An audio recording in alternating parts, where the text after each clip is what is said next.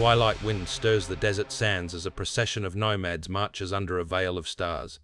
At their center, hoisted on golden poles, glimmers a sacred chest, the Ark of the Covenant. Its surface is plated in gold, reflecting torchlight in flickers of divine fire. Two golden cherubim are sculpted on its lid, wings outstretched and faces turned toward each other, forming the mercy seat, the throne of the unseen God. Inside the Ark lie the stone tablets of the Ten Commandments, the very words of the covenant that God himself gave to Moses on Sinai. According to the Torah, God gave Moses instructions on Mount Sinai to build the Ark, a chest of acacia wood overlaid with pure gold, as a sacred repository for the covenant. In the Bible's telling, the Ark's purpose was extraordinary. It was the meeting point of the divine and mortal realms. When Moses entered the tent of meeting in the wilderness, he would hear the voice of the Lord speaking from above the Ark's golden cover. The Ark radiated an aura of sanctity so intense that only consecrated priests could approach it, and even they dared not touch its surface. Instead, they carried it by poles slipped through golden rings on its sides. The Ark embodied God's covenant with the children of Israel, and wherever it went, it was as though God went with it. Wherever they camped, a portable tabernacle stood at the center, and inside it rested the Ark. When the Israelites broke camp to journey onward, they lifted the Ark to lead the way. Trumpets sounded. In the Ark's wake, miracles unfolded as they crossed the Jordan River into the Promised Land. The priests bearing the Ark stepped into the rushing waters, and the river miraculously halted, allowing the people to cross on dry ground. At the siege of Jericho, for 6 days the Ark circled the fortress city, borne by priests and accompanied by the blare of ram's horn trumpets. On the 7th day, with a final trumpet blast and a mighty shout, Jericho's impregnable walls came crashing down. The Ark's power was not of human origin. It was the tangible sign of an almighty God fighting for his people. Through triumph and tribulation, the Ark remained the symbol of God's presence and power. In battles, it was carried at the vanguard. Israel's most potent weapon was not sword or spear, but the favor of God that the Ark represented.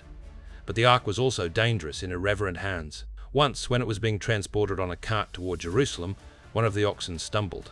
A man named Uzzah instinctively reached out to steady the Ark with his hand. The moment he touched its gilded side, he collapsed. King David, who was bringing the Ark to his city, was shaken by this tragedy and paused the Ark's journey, awed and afraid of the lethal holiness it emanated. Only after months, seeing that the household harboring the Ark was being richly blessed rather than cursed, did David resume the procession. The king himself danced with abandon before the Ark as it entered Jerusalem, rejoicing as the people cheered and harps played. It was a moment of unbridled joy. The Ark of the Covenant, after generations of wandering, would finally have a resting place. Under King Solomon, David's son, a great temple rose in Jerusalem to house the Ark, a magnificent home for the presence of God on earth. In the innermost chamber of Solomon's temple, the Holy of Holies, a space was prepared entirely for the Ark. When the temple was dedicated, the priests carried the Ark inside and placed it beneath the wings of 2 giant golden cherubim that stood guard in the sanctuary. As they withdrew, a cloud of glory filled the temple halls, so thick with radiance that the priests were awestruck and could scarcely stand. To the Israelites, this was the same divine cloud that had hovered above the Ark in the wilderness. God had taken up residence in this house of cedar and gold, enthroned upon the Ark between the cherubim. From then on, only the high priest would set eyes on the Ark, and only once a year on Yom Kippur, the Day of Atonement. On that solemn day, the high priest entered the dim chamber of the Holy of Holies and sprinkled sacrificial blood on the Ark's golden lid, the mercy seat, to atone for the nation's sins. The Ark was the sacred heart of the kingdom, the footstool of God's throne on earth. For centuries, the Ark of the Covenant stood as the tangible hope and fear of Israel. It was more than an artifact. It was a promise, a weapon, and a holy relic all at once. Songs and psalms extolled the Lord Almighty who is enthroned between the cherubim, pointing to the Ark's role as God's throne. In times of peace, it sanctified the temple. In times of war, it inspired warriors and terrified foes. Even Israel's enemies feared the Ark's power. When the Philistines captured it in war, their idol Dagon was found mysteriously toppled and broken before the Ark, and their people were ravaged by plagues. Panicked, they quickly sent the Ark back with gold offerings, begging for mercy from Israel's God. No wonder that by Solomon's reign, the Ark was regarded with deep reverence. It was the treasure of God, Most High, and to possess it was to hold a piece of heaven itself. But to trifle with it was perilous. The stage was set for the Ark's legend to only grow, and for its eventual disappearance to become one of history's greatest mysteries. Night falls over Jerusalem. The year is 507 BC, and flames devour Solomon's temple. Babylonian soldiers swarm through the city gates, looting and destroying as the sky glows an angry red. The Holy of Holies, once the sanctum of the Ark, is now a smoke-filled void of charred stone. The Ark of the Covenant, the throne of God on earth, is gone. How it vanished, no scripture plainly says. In this moment of catastrophe, the Ark slips from the pages of history and enters the realm of myth. What became of the Golden Ark when Jerusalem fell? The Bible is strangely silent. Accounts of the Babylonian loot list many sacred vessels, but tellingly omit any mention of the Ark, as if it had vanished before the invaders could seize it. This silence gave birth to countless theories and tales. In the years that followed, as exiles wept by the rivers of Babylon, they must have wondered and whispered among themselves, "Where is the Ark?" One ancient account, recorded in the second book of Maccabees, offers a tantalizing clue. It claims that on the eve of the Babylonian invasion, the prophet Jeremiah, prompted by a divine message, took the Ark along with the tabernacle tent and the altar of incense. With a few trusted men, Jeremiah fled Jerusalem and climbed up to the rocky heights of Mount Nebo, the very mountain from which Moses had once gazed over the Promised Land. There, high above the Jordan Valley, Jeremiah found a hidden cave. He placed the Ark deep inside that dark chamber, along with the other sacred treasures, and then sealed the entrance. When some of his companions later returned to mark the spot, they could not find it. Jeremiah rebuked them, saying, "This place shall remain unknown until God gathers his people together again and shows them mercy." And so, legend has it, the Ark was left to rest in the earth, the secret of its hiding place kept even from those who buried it. True or not, this tale captures the desperation and devotion of that age. The belief that the Ark was too holy to be despoiled and must be saved, even if it meant hiding it away for centuries. Other legends suggested different fates. Some believed the Ark was carried off to Babylon, lost among Nebuchadnezzar's spoils, perhaps hidden in a Babylonian treasure house, or buried beneath desert sands. Others insisted it never left Jerusalem at all, that before the temple's destruction, pious priests, possibly under King Josiah's orders, hid the Ark in a secret chamber under the temple to protect it. Perhaps on that fateful night when Babylon's forces breached the city walls, those guardians spirited the Ark into a hidden passage as the temple burned above.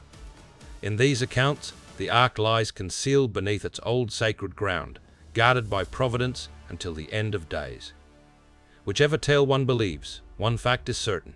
From that dark day onward, the Ark of the Covenant was lost to history. Decades later, when the Jewish people returned from exile and rebuilt a temple in Jerusalem, the second temple held no Ark in its Holy of Holies. In the place where the golden chest once stood, there was only an empty stone foundation. The high priest still performed the annual atonement ritual, but now he sprinkled blood on bare rock, a solemn reminder that the glory of the first temple could not be fully recaptured.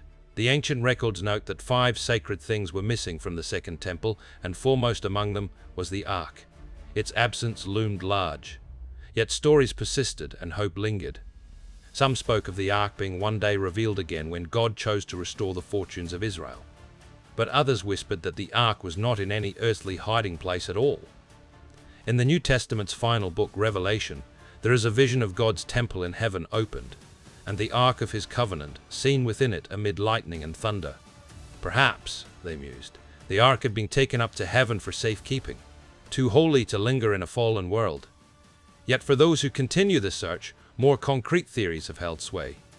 The search for the lost Ark of the Covenant has led truth-seekers down misty paths of history, into scorching deserts and dense jungles, through ancient libraries and folk legends. It is a quest that spans the globe, fueled by faith, curiosity, and the allure of perhaps the greatest archaeological prize of all time. In our modern age, the Ark's trail remains as beguiling as ever, and theories abound as to where this divine treasure might lie. One of the most enduring theories points to the highlands of East Africa. Ethiopia's claim is perhaps the most famous of all. In the holy city of Aksum, the Ethiopian Orthodox Church insists that within a guarded chapel rests the true Ark of the Covenant. Their legend says that in ancient times, The ark was brought to Ethiopia by Menelik I, the son of King Solomon and the Queen of Sheba, who carried it out of Jerusalem with God's blessing. Ever since, a single monk at a time is appointed as guardian of the ark, and no other person is allowed to behold it. Because of this strict secrecy, no outsider has ever verified the Axum Ark. Skeptics suspect it may be a centuries-old replica, yet the devoted guardians and faithful remain convinced that the real Ark of God lies in their care. In local tradition, Axum's Ark is not merely a relic but a living covenant. It is carried in processions, though always hidden from view, and is said to bring blessings to the land. Every year, thousands of pilgrims journey to Axum, drawn by the mystique of the guarded sanctuary. They stand outside the iron-fenced chapel, praying and yearning for even a glimmer of the sacred power they believe resides within. To them, the Ark has found a permanent sanctuary in Africa, and they are its watchful keepers until the end of time. Another theory places the Ark right back in its ancient home, Jerusalem. Many believe that before the first temple was destroyed, the Ark was hidden away beneath the Temple Mount, sealed in some secret chamber or tunnel by faithful priests. Indeed, over the years there have been whispers of explorers who claim to have found passageways under the mount, and even to have glimpsed a golden object deep under the stone, only to have those passages sealed off again, whether by cave-ins or by authorities.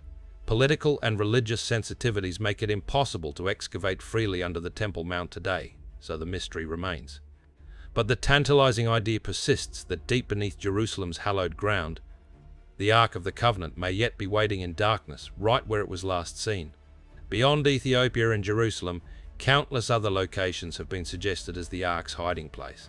For ages, people have scoured places from the deserts of Egypt to the hills of Zimbabwe, from the Middle East to Europe, chasing any hint of the lost Ark. Some legends claim it journeyed down the Nile into Africa or across the sea to Arabia. Others speak of a priestly tribe guarding it in some far frontier.